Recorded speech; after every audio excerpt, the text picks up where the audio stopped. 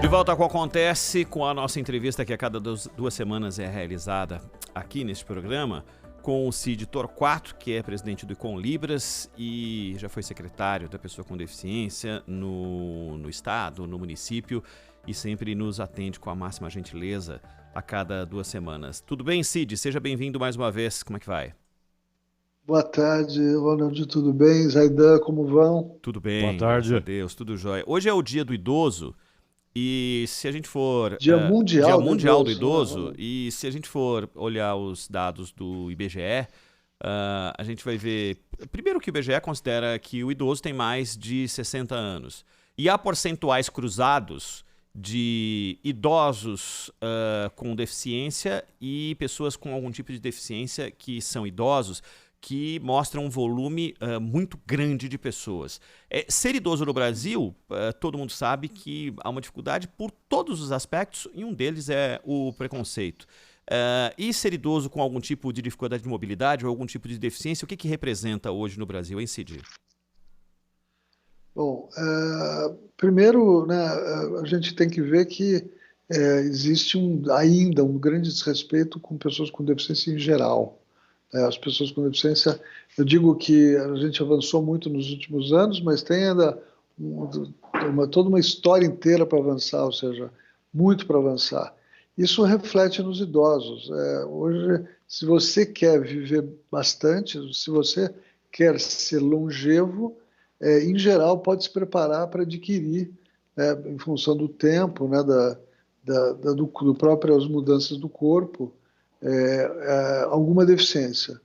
Então, hoje, dos cerca de 16 milhões de pessoas com deficiência que nós temos no Brasil, metade delas tem mais de 60 anos, ou seja, são idosos. Então, isso mostra a relação, né, intrínseca entre longevidade e deficiência. A questão é o seguinte: já que a gente sabe disso, vamos trabalhar com medidas né, preventivas para que esse número, para que esse percentual não seja tão grande. Aí tem muita coisa que dá para a gente fazer para garantir uma longevidade, né, mais produtiva, com menos limitações, né, para os idosos. Cid, boa tarde. Antigamente, nós tínhamos um cenário familiar muito diferente, né? Era comum, por exemplo, que as famílias fossem crescendo e habitando no mesmo teto, quando ainda era possível. Isso acontecia quando a população era principalmente rural, né? Trabalhadores rurais. Depois houve a urbanização e a população urbana rapidamente tornou-se muito maior. Mas ainda havia esse costume antigo, né, dos avós morando com os filhos e com os netos. E às vezes até os netos cresciam, casavam e estava todo mundo ali.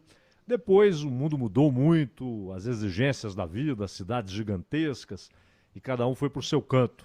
E hoje é cada vez mais comum aquela situação do idoso só.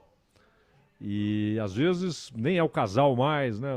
Morre o marido ou morre a mulher e ele sozinho. E você tem esses lugares que abrigam idosos, alguns são bons, são dignos, são decentes, outros não. Às vezes até tem batida policial, etc. E ao mesmo tempo esse cenário que você está descrevendo, quer dizer, as limitações que a idade vai trazendo, inclusive na mobilidade das pessoas, né? Ou seja, a tendência hoje é que seja muito mais difícil que esse idoso conte com alguém que cuide, principalmente quando ele não tem recurso para ter um cuidador profissional. É um complicador a mais, Cid? Com certeza absoluta, Zaidan. Você tocou num ponto chave, porque nós, né, a população inteira, ganhou 20 anos de planilha, né, que não tinha.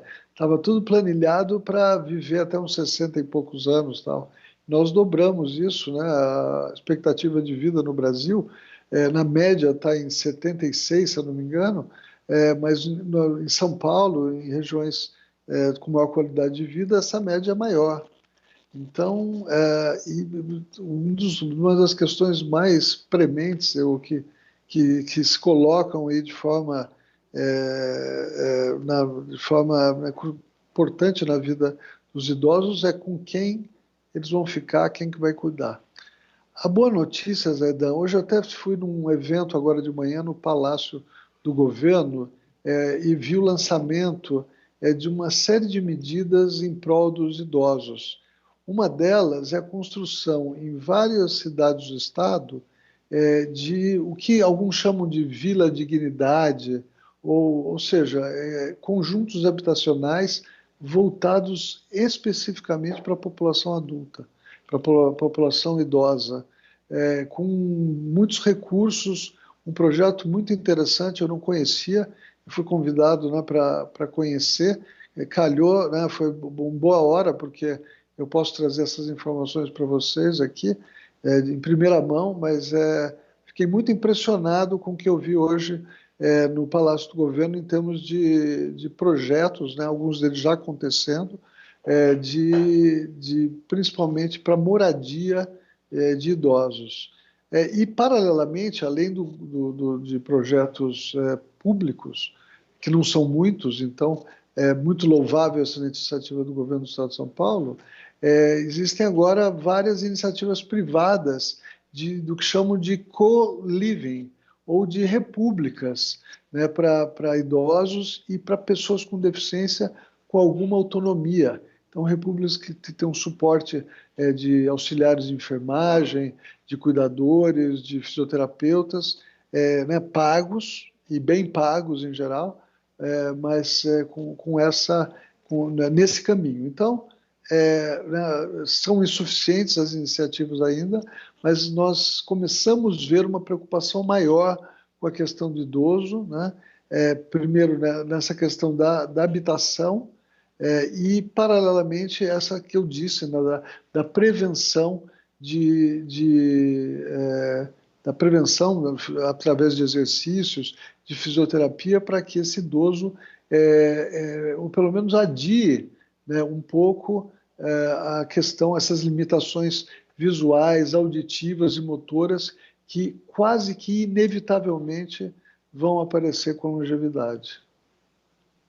Cid, saindo um pouco desse tema, e claro, o Ronald voltará, mas é que eu não posso deixar de perguntar para você. Ontem nós tratamos aqui, e eu até deixei essa questão de lado, porque eu falei, vamos conversar com o Cid Torquato sobre isso. Nós tivemos a aprovação da mudança na lei de responsabilidade, de improbidade, na lei de improbidade administrativa, e uma flexibilização, na verdade. E, na maioria dos casos, um claro retrocesso, lamentavelmente. Mas há um aspecto ali que tem sido pouco citado, porque as pessoas ficaram presas, claro, à história do vai punir se tiver dolo comprovado, enfim, vai ser mais difícil punir. Porém, a senadora Mara Gabrilli, ela denunciou essa lei de improbidade, porque o projeto libera qualquer agente público, servidor ou não, mas agente público, de cumprir determinações de acessibilidade previstas na Lei Brasileira de Inclusão. Ela votou contra, a maioria, claro, mais de 40 votos a favor, 24 contra, se não me engano. E um projeto que, aliás, colocou do mesmo lado, na mesma trincheira, por exemplo, Paulo Paim e Flávio Bolsonaro. Os dois votaram a favor. E a Mara Gabrilli votou contra e denunciou, dizendo que isso desmorona ou faz desmoronar tudo que foi construído com muita luta. Como é que você recebe essa mudança, Cid Torquato?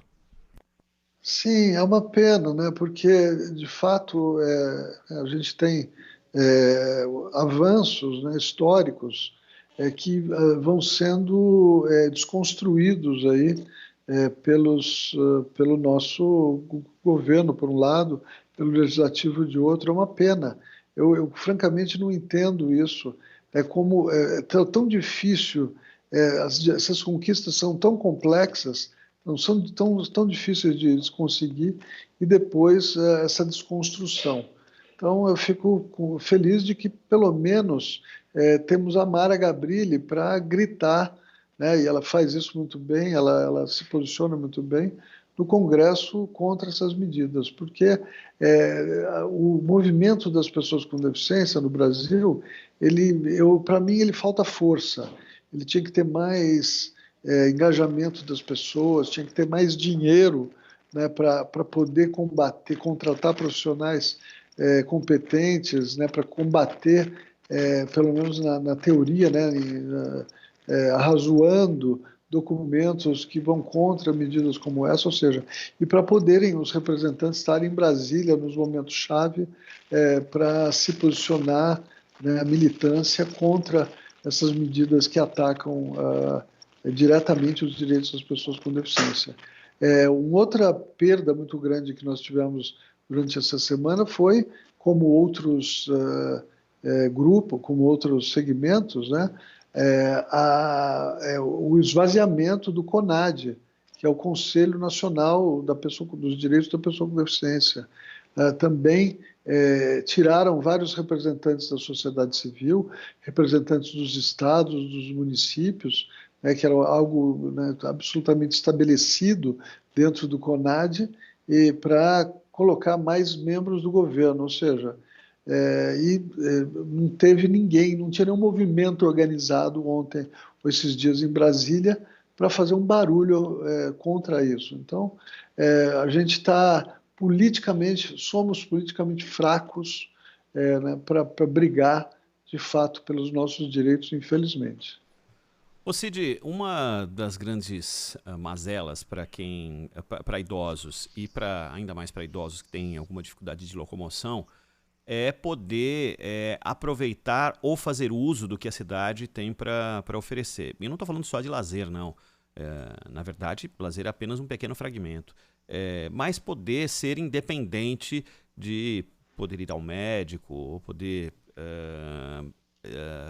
ir na casa de um amigo. A gente está falando muito sobre a questão da solidão. Mas o que o poder público oferece para que haja mobilidade dessas pessoas, e muitas delas com as duas situações que nós citamos aqui, estar dentro da categoria de idosos e ter algum tipo de dificuldade de locomoção, é a oferta de um transporte de qualidade. Além da coisa de oferecer um ônibus, X quantidade de ônibus que tem rampa para cadeirante, entre outras coisas, o que o poder público poderia facilitar na vida do idoso que quer se deslocar, quer aproveitar ou quer usar a cidade para ele, afinal de contas ele fez jus para isso e que não está fazendo nesse momento? Ronald, você tocou num ponto muito importante, que é o transporte coletivo, né? Infelizmente, nós usamos no Brasil inteiro ainda, na grande maioria dos ônibus, uma tecnologia absolutamente ultrapassada, uma tecnologia que usa chassis de caminhão para construir, o ônibus em cima, né? Para colocar a estrutura do ônibus em cima de um chassi de caminhão. Por isso que os ônibus brasileiros, com algumas exceções aí dos ônibus de piso baixo, mas que são uma minoria, você vê aqueles ônibus que, mesmo alguém que tem plena mobilidade, muitas vezes tem dificuldade de subir, né, do degrau altíssimo e tal. Então, isso é algo que tem que ser melhorado, e não é melhorado porque as empresas de ônibus fazem resistência a isso. Os outros são ônibus mais caros, e se desfazer dessa tecnologia tem sido algo difícil, né? Mas eles recebem subsídio por exemplo, recebem subsídio da prefeitura. É aquela velha história que a prefeitura na verdade é mais parceira. Ela dá um fragmento gigantesco refém, né? de grana. Então, ela é mais refém do que parceira dessas empresas. E ela está pagando por aquilo que as empresas não querem fazer. Exatamente. Então, nós temos que mudar os ônibus dessa tecnologia antiga para a tecnologia de piso baixo. Eu, felizmente, quando estava na prefeitura, até dezembro, né, eu consegui criar duas linhas, fazer com que em duas linhas estratégicas, uma linha até o Centro de Treinamento Paralímpico Brasileiro, que foi no começo do Imigrante, já falei desse centro aqui, que é uma maravilha, e a outra na Vila Clementino. Micro-ônibus de piso baixo, com lugar para até 4 cadeiras de rodas e sem catraca. Ou seja, a pessoa tem que marcar, né, tem que passar o cartão de qualquer jeito, mas não tem catraca. Então, consegui. O que eu queria? Eu queria fazer um exemplo real para as pessoas sentirem como é muito mais confortável, muito mais lógico você ter um ônibus de piso baixo, para começar a exigir também, né, a sociedade exigir. E um outro ponto, Ronald, para garantir a mobilidade não só das pessoas com deficiência, dos idosos, mas de todo mundo, são calçadas decentes. São Paulo carece de calçadas decentes. Nós até temos acessibilidade em boa parte da cidade, né, com rampas e nas esquinas e tudo mais.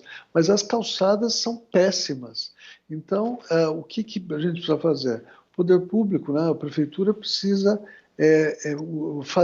usar a legislação existente para fazer ela mesmo calçadas estratégicas, porque ela faz um lote inteiro e não fica à mercê de cada proprietário fazer com um padrão diferente a sua calçada, né, e fazer mais, né, usada, a legislação permite que ela faça, que ela assuma essa responsabilidade e faça calçadas, né, arrume calçadas em lugares estratégicos. Então, isso tem que ser mais usado. Na gestão passada foi prometido 1,5 milhão de metros, de quilômetros quadrados de calçadas, foram feitos acho que 600 mil. Então, quer dizer, precisa fazer de fato, e com isso nós vamos melhorar muito a mobilidade na cidade de São Paulo, porque o grande problema, até eu digo que é um problema de saúde pública, porque as pessoas se acidentam, principalmente os idosos, caem, quebram o joelho, quebram o quadril, né, ou situações piores. Então é um problema de saúde pública que nós temos que ter uma política muito mais agressiva. Né, nós temos cerca de 10 milhões de quilômetros quadrados de calçadas consideradas prioritárias na cidade de São Paulo, de um total de 60 milhões. Então, que a prefeitura faça essas calçadas, que já vai mudar a cara da cidade. Cid Torquato, presidente do Econlibras, hoje conosco falando sobre o Dia Mundial do Idoso. Cid, um grande prazer sempre falar com você. Até a próxima. Ronald, muito obrigado. Zaidan, muito obrigado pelas perguntas. Um abraço e bom fim de semana a todos. Bom fim de semana. Grande abraço. Bom fim de semana. Obrigado.